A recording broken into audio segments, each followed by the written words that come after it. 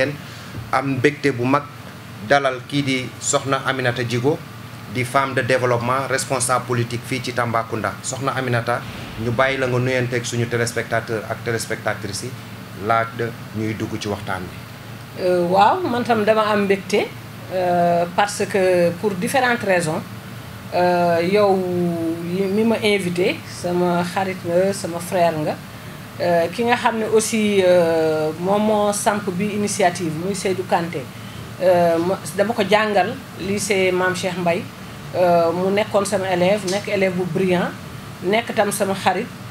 donc su ma ñëwee si loo xam ne moom moo ko créé te mu ànd ak jamono damay kontaan parce que day mel na man maa ko def xam nga boo jàngalee nit ba mu nekk si yenn tànk yi loolu mbégte bu mag la si man donc c'est pas la même chose fekkoon dama ñëwoon fii ak ma dem feneen c'est pas la même chose vraiment. jërëjëf kàddu gi rafet na. soxna Aminata da ngay yëngu ci wàllu développement da ngay yëngu tamit ci politique tey bu ma doon laaj situation Tambacounda naka nga ko gisee. waaw dama yëngu ci développement depuis toujours avant développement sax man dama bon en fait ça fait partie du développement parce que j'étais venu ici comme professeur de lettres ma jàngale lycée Mame Cheikh Mbaye après ma am coup de pouce ci sama carrière changer sphère bu may def parce que j'avais enseigné pendant 10 ans et soo defee dara pendant très longtemps après da ngay am impression ni doo tu ne sers plus à rien après ma coordonné ay projets de fil en aiguille may dem ba impliqué wu ci lépp loo xam ne day dox fii Tamba sur le plan social comme sur le plan politique parce que nit ki fi nga nekk foofu ngay liggéey foofu lañ la xamee foofu ngay mën a amal nit ñi njëriñ sama engagement politique nag pour man c'est un aboutissement de mon parcours xam nga parce que comme dëkk bi ñun ñëpp ñoo ko bokk su nit ñi waxee ñiy toogee ñiy jóg rek kon dëkk bi du dem ci kanam te dama am yaakaar ne développement am na solo mais aussi nit ñi dugg ci politique bi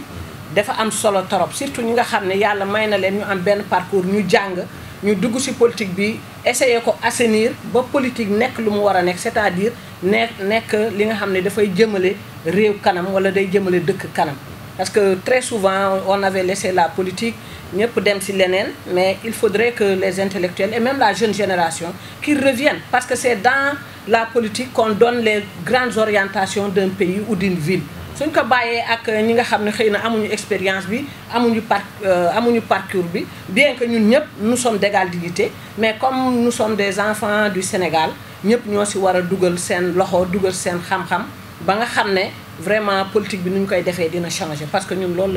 lañu soxla. tey ci fànn boobu situation politique Tambacounda naka nga ko gisee.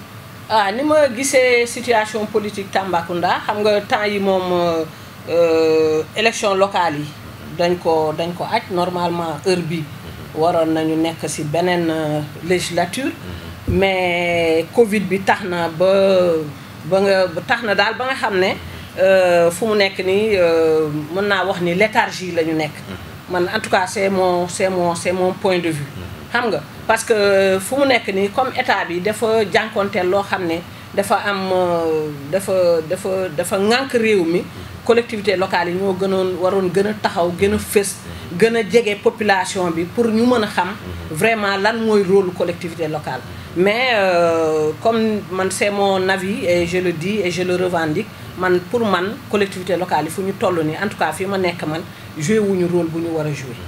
lan moo ciy pexe. lu ciy pexe ñun lu ñu yàkkamti rek mooy vraiment élection yi nga xam ne ñoo war a changer ñun ñi fi toog parce que man si laa bokkan génneewu ma sam bopp ñun ñi fi toog ñu renouveler classe politique bi parce que dafa am solo trop suñ ko renouveler dina am du nouveau sang dina am ñeneen ñu ñëw ñoo xam ne dinañu gën a jëmale Tamba kanam man loolu laa am yaakaar parce que dara suñu waree changer rek nañ ko changer parce que c'est pas changer pour changer mais c'est changer pour apporter du sang neuf te loolu dafa am solo tey yow tu es pour un changement mais bien sûr parce que su changement si àddina la bokk xam nga sooy jàngee wala nga am xam-xam wala nga am parcours da nga war a xam ne àddina day changer àddina su changé wul du dox ok donc génération yi dañoo war a ñëw ñu boole yeneen borom xam-xam ñëw ñu boole yépp suñu xam-xam jéem a jëmale suñu gox ci kanam parce que aussi nañu waxante dëgg nu ñu doon defee politique nu ñu koy defee ba léegi ci Sénégal dafa doy waar. Parce que ku nekk xalaat ñu dans la majeure partie des cas les gens pensent que la politique c'est vraiment pour accéder au poste de responsabilité, c'est pour ñu jox la benn poste nga nekk foofu yow tam ngay defar sa bopp wala da defar say mbokk. Loolu il faut que vision boobu mu changer xam nga te loolu pour mu changer il faudrait que chaque fois suñu waree def un terme à une législature ñu def ko après ñu repartir sur de nouvelles bases, donner du sang neuf pour que Tamba mën a jëm kanam. Man loolu man dafa nekk une conviction profonde. Ma bokk si nag ak ma bañ si bokk mais en tant qu'intellectuel xam naa ne loolu dafa Tamba moom. Parce que soo seetee ni dynamique bi am na ay dynamique yu positive yoo xam ne ñu ngi dox ci dëkk bi amaguñu reconnaissance institutionnelle comme li ñu nekk di def ni mais su fekkee ni changement am na dynamique yooyu am yëpp changement bi mën na ko jël en charge amplifier ko gën ko jëmale ci kanam. tey nga ne changement. waaw boo sañoon tey kan mooy yore dëkk bi. ah mais loolu Ousseynou soo ko laajee je pense que comme ni ñuy waxee ci français. C'est une question oratoire, c'est-à-dire une question boo xam ne réponse bi ñëpp xam nañ ko même ñu koy seetaan. waaw mais nga wax ñu. dama koy wax tiituma ko dama koy wax ba mu leer nañ. man li may xeex mooy maître Sidiki Kaba mu ñëw nekk maire Tamba. parce que dama ci am espoir. lu tax tànn maître Sidiki Kaba. dama ko tànn parce que man maa ko tànn mu nekk sama leader. xam nga jusque-là j'ai travaillé avec des gens. yow xam nga ci dara. depuis ndem si yàlla wuri ba j'ai travaillé avec des gens. j'ai travaillé en politique def naa ci lu ma mën. mais ñëpp ñu ma liggéeyal amul kenn koo xam ne mën naa wax naa ne kii sama leader la. mais en Sidiki Kaba gis naa ay valeurs yoo xam ne doy nañ ma pour ma wax ni kii man je me reconnais en lui valeurs yi nga xam ne moom lay incarner man moom laa gëm. xam nga valeur de générosité. d'humilité. Du respect de la dignité humaine loolu dafa am solo parce que politique kenn defu ko pour ñuy ngay wan nit ñi yow sa doole di wane dama am ay oto yu rëy di wane man maay lii man maay lee chaque jour nga génn télé wax lu la neex du loolu mooy politique boobu dafa war a changer biir Sénégal est-ce que xam nga donc li ñu war a mettre au cœur de la politique loo xam ne moom mooy véritable politique boo déggee ñu politique mooy gestion de la cité c'est-à-dire être proche des communautés xam nga xam seen ay problème di lijjanti seen ay problème nga bañ a ne def sa bopp en avant xam nga un vrai leader mooy koo xam ne yow da ngay jiital sa communauté nga topp ci ginnaaw mais li ñuy gis fii Sénégal nit ñi dañuy jiital seen bopp ñu ne communauté topp leen ci ginnaaw loolu du politique. gis nañ tamit ay réalisation est-ce que loolu tamit taxul. waaw loolu xam nga loo gis ci àddina valeur moo ko laal réalisation bu yooyu c'est l'expression des valeurs qu'il incarne xam nga générosité bi moo tax mu xalaat ne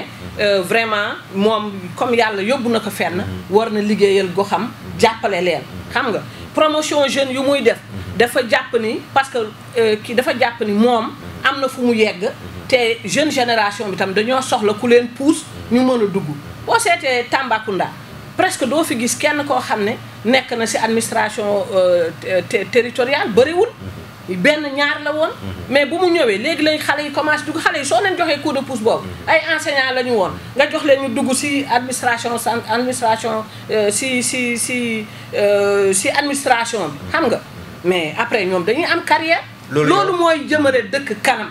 mais du nekk ni man maa am 100 francs maay 1000 francs maay chef su ma ñëwee jox leen après ma demaat Dakar loolu du jëmale dëkk kanam loolu waxtaan sa nga ak maître Sidiki Kaba mais bien sûr parce que xam nga nit man en tout cas personnellement man damay politique de mais damay politique selon mes valeurs man yàkkamtiwuma sama àddina dama am persévérance sama valeur laay doxee est-ce que comprendre nga su fekkee ni woon am na neneen nu may doxee heure bi xëy na nekk naa ci leneen mais moi damay teg sama yëf step by step ba pare sama dignité laa jiital ci kanam avant tout comprendre nga donc ce qui fait que man su ma gisee yàlla may ma Sidiki Kaba dama doon dajeeg moom su may voyager ci avion yi may dajeeg moom may wax kii Tamba dëkk yenn saay sax ma interpellé ko ñu waxtaan man ko man Tamba laa dëkk su yàlla defee moom ba mu ñëw ci terrain bi fekk ma fii fekk ñu fii Tamba ñun ñëpp ñu nekk fii suñu responsabilité c'est mon avis et c'est ce que je crois profondément xam nga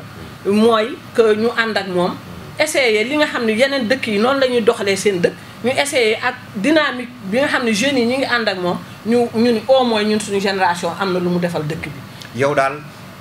bu ñu la déggee. l'homme de la situation à Tamba mooy maître Sidiki Kaba. mais est-ce que ndax maître Sidiki Kaba bëgg na jël mairie bi. mais xam nga bëgg. man loolu